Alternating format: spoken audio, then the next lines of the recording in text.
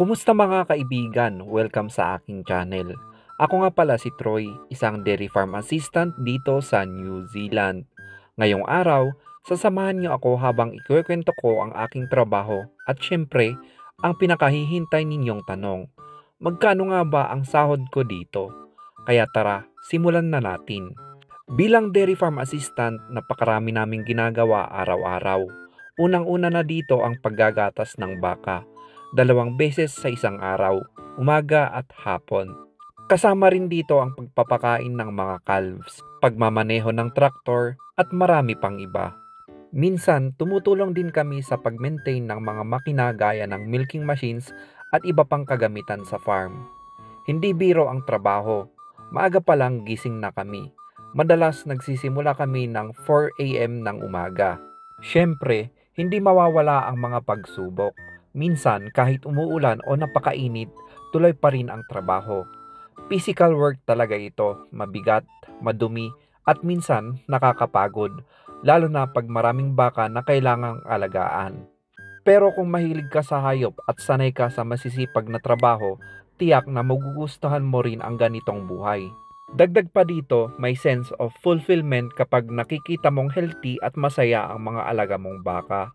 Ano nga ba ang pinakahihintay ninyo? Ang sahod. Bilang dairy farm assistant dito sa New Zealand, ang aking basic salary ay umaabot ng 4,982 New Zealand dollars kada buwan. Kung i-convert po natin yan sa peso, nagkakahalaga ng 164,406 pesos. Bale, yan na po yung gross income ko kada buwan dito sa New Zealand. Sa ibang farm, nakadepende ang basic salary nila. Minsan may overtime pa sila at may bonus. Dito sa farm na pinagtatrabahuan ko ay mura lang ang accommodation. Bale, ang binabayaran namin kada fortnight ay 200 New Zealand dollars. Libre na rin ang tubig, kaya nakakatipid din kami sa gastusin. Isa sa mga pinakagusto ko sa trabaho na ito ay ang simple at tahimik na buhay sa farm. Hindi matraffic, hindi stress ang environment. Bukod pa doon, marami ring natututunan. Paano mag-alaga ng hayop, paano magpatakbo ng farm, at teamwork kasama ang ibang workers. Malaking bagay din ang mga benepisyo tulad ng insurance, pay leave, at minsan scholarship para sa mga anak sa ibang bansa. Kung gusto mong maging dairy farm assistant, ito ang ilang tips ko. Dapat physically fit ka. Marunong kang sumunod sa instruction at hindi mabilis sumuko. Mahalaga rin ang pagiging maasikaso sa mga hayop.